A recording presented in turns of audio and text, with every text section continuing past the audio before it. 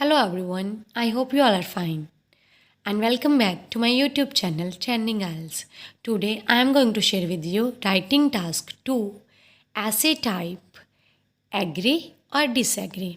आज मैं आपके साथ शेयर करूंगी कि कैसे आपने ऐसे टाइप जो है एग्री और डिसएग्री लिखना है और एक ऐसे की एग्जाम्पल लेकर मैं उसको डेवलप करूंगी और जिससे आपको समझ में आएगा कि कैसे आप लोगों ने भी ऐसे को डेवलप करना है जिससे आपके बैंड स्कोर्स इम्प्रूव हो सकें। And that is, some people believe that unpaid community service should be a compulsory part of high school programs. कुछ लोग ये सोचते हैं, ये बिलीव करते हैं कि अनपेड कम्युनिटी सर्विसेज जो हैं वो कंपलसरी पार्ट होनी चाहिए हाई स्कूल प्रोग्राम्स की। और अनपेड कम्युनिटी सर्विसेज कौन सी होती है? For example working for a charity के लिए काम करना, इम्प्रूविंग द नेबरहुड को इम्प्रूव करना और teaching sports to younger children और यंगर चिल्ड्रंस को स्पोर्ट्स सिखाना। डू यू एग्री और डिसएग्री विद द स्टेटमेंट? आप एग्री हो या डिसएग्री हो स्टेटमेंट के साथ? सो ये हमारी स्टेटमेंट होगी। पहले तो आपने इसको अच्छे से समझना है और इसके बाद अब हमने इंट्रोडक्शन लिखनी है। सो हम इंट्रोडक्शन के लिए first of all opening statement लिखेंगे। मैंने ऑलरेडी भी एक वीडियो बनाई हुई है इंट्रोडक्शन पर और इसके बाद हम ओपनिंग स्टेटमेंट के बाद हम पैराफ्रेज करेंगे स्टेटमेंट को और उसके बाद थीसिस लाइन को लिखेंगे। सो हमारी ओपनिंग लाइन जो है वो एजुकेशन से रिलेटेड है क्योंकि पूरी स्टेटमेंट हमारी एजुकेशन पर ही डिपेंड करती है। Education is not just about learning facts. Education just facts को याद करना नहीं है but more so about learning how to think. मगर उससे कुछ बढ़कर ये याद करना है, ये सीखना है कि कैसे हमने सोचना है। ये हमने ओपनिंग स्टेटमेंट लिख दी। इसके बाद अब हमने स्टेटमेंट को पैराफ्रेज किया है। दैट्स वाई, इसीलिए it has been a burning issue, ये एक बर्निंग इशू है दैट वैदर कि द वॉलंटरी सर्विसेज जो है should be mandatory in the school education और नॉट। वॉलंटरी सर्विसेज मैंडेटरी होनी चाहिए, कंपल्सरी होनी चाहिए स्कूल एजुकेशन में या फिर नहीं। सो ये हमारा कम्प्लेक्स सेंटेंस हो गया, वैदर वाला स्टेटमेंट हमने यूज़ किया है। This essay will show its agreement with the statement prior to reach a conclusion.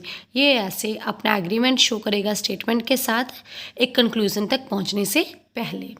सो ये हमने थीसिस लाइन लिख दी जिससे हमें पता चल गया कि हम स्टेटमेंट के साथ एग्रीमेंट शो कर रहे हैं। एंड द नेक्स्ट अब हमने बॉडी पैराग्राफ फर्स्ट लिखा है। टू कमेंस विद, स्टार्टिंग में हमने कनेक्टर लगाया है। To commence with, having only knowledge of subjects can't change the children into good citizen. So हमने स्टार्टिंग से बता दिया कि हम किस साइड पर जा रहे हैं। अकेला बच्चों को सब्जेक्ट से रिलेटेड नॉलेज दे देना बच्चों को गुड सिटीजन्स में चेंज नहीं कर सकता।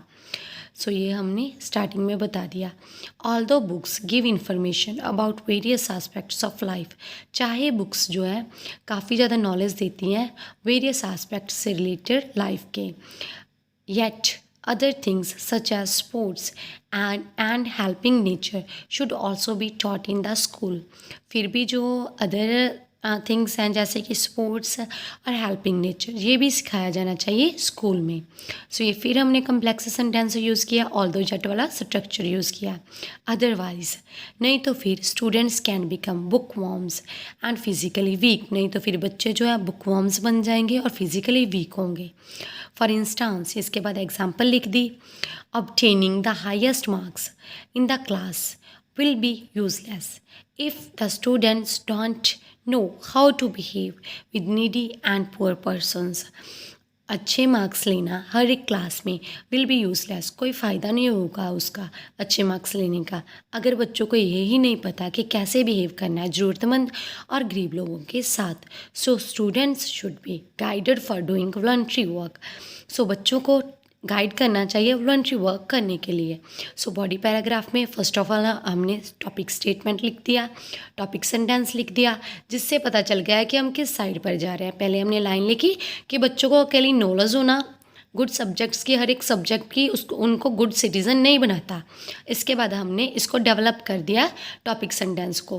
कैसे डेवलप किया? इसी से रिलेटेड आगे सेंटेंसेस लिख के, चाहे कि कहते हैं कि हर एक बुक्स जो है हमको इन्फॉर्मेशन देती है हर एक आस्पेक्ट से रिलेटेड लाइफ के। फिर भी जो ये एट वाला स्ट्रक्चर लगा, जैसे कि स्पोर्ट्स और हेल्पिंग नेचर, ये भी सिखाना चाहिए बच्चों को स्कूल में, नहीं तो बच्चे बुकवर्म्स बन जाएंगे और फिजिकली वीक बन जाएंगे। और एग्जांपल दे दी कि हाईएस्ट मार्क्स लेना हर एक क्लास में यूजलेस है अगर बच्चों को पता ही नहीं है कि कैसे बिहेव करना है ज़रूरतमंद लोगों के साथ और गरीब लोगों के साथ। और इसके बाद हमने रिजल्ट निकाल दिया इस पैराग्राफ का। So students should be guided for doing voluntary work. So बच्चों को गाइड किया जाना चाहिए वॉलंटरी वर्क करने के लिए। And the second body paragraph is moving further, जिससे हमें पता चल गया कि हम आगे इसी को एक्सप्लेन करने जा रहे हैं। Noble citizens are the need of the today's era. आज के इरा की ज़रूरत जो है वो नोबल सिटीजन्स है। Where pollution and poverty is at the highest level, जहाँ पर पोल्यूशन और पॉवर्टी पहले ही हाईएस्ट लेवल पर है। मीन्स आजकल के टाइम पर ये दो जो है बुराइयाँ पहले ही हैं, but it can be reduced with the help of individuals. मगर इनको रिड्यूस किया जा सकता है किनकी हेल्प के साथ? इंडिविजुअल्स की हेल्प के साथ। सो children should be given knowledge that it is their moral obligation to work for the welfare of the society. सो बच्चों को ये नॉलेज दी जानी चाहिए कि ये उनकी मॉरल ऑब्लिगेशन है, मीन्स नैतिक कर्तव्य है काम करना, for the welfare of the society, society के वेलफेयर के लिए। And they should be guided through different examples, और उनको गाइड किया जाना चाहिए with the help of different examples of the famous persons की who give their life for the country, जिन्होंने अपनी लाइफ को सेक्रीफाइस किया है वो कंट्री के लिए। Consequently means as a result such efforts can improve the situation of nation. ऐसे efforts जो हैं वो improve कर सकते हैं situation को nation की। सो हमने स्टार्ट जो किया था पैराग्राफ ये इस स्टेटमेंट के साथ किया था कि नोबल सिटीजन्स होना आज के इरा की ज़रूरत है, क्योंकि ऑलरेडी हमारे जो एरिया में हमारे जो वर्ल्ड में पहले से ही काफ़ी ज़्यादा प्रॉब्लम्स हैं, मगर उन प्रॉब्लम्स को रिड्यूस किया जा सकता है इंडिविजुअल्स के हेल्प के साथ।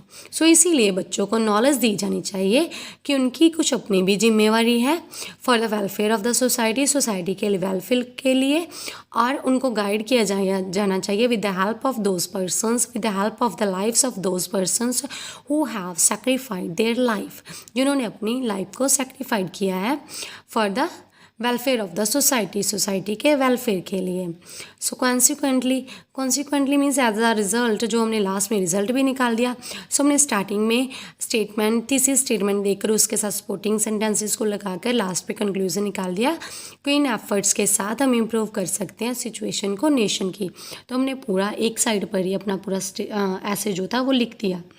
टू कंक्लूड, और एट द लास्ट हमने बताया कंक्लूजन लिखते हुए कहा to conclude it is supposed that, ये सपोज किया जाता है that in higher school students have a lot of burden of the studies, कि हायर स्कूल में बच्चों को काफ़ी ज़्यादा बर्डन होता है स्टडीज़ का।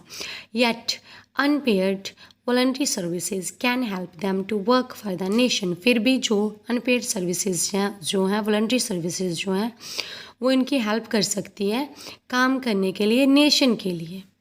ओके, सो द ऐसे इज़ कम्प्लीट नाउ। अगर आप इसी तरह से अपने ऐसे को डेवलप करते हैं तो डेफिनेटली आपके अच्छे बैंड स्कोर्स आएंगे राइटिंग में, क्योंकि इसमें हमने different type of sentence structure को यूज़ किया, इसके अलावा कम्प्लेक्स और कंपाउंड सेंटेंसेस को भी यूज़ किया है। So I hope my video will help you, and if you like my video then like it, share it with others and subscribe my channel. Thank you.